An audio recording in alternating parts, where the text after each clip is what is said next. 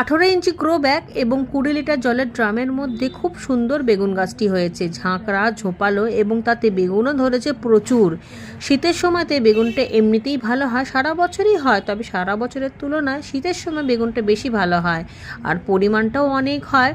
এখান থেকে বহুবার আমি বেগুন কেটে কেটে নিচ্ছি, আর যতবার কাটবো ততবারই বেগুনের কড়া পড়বে।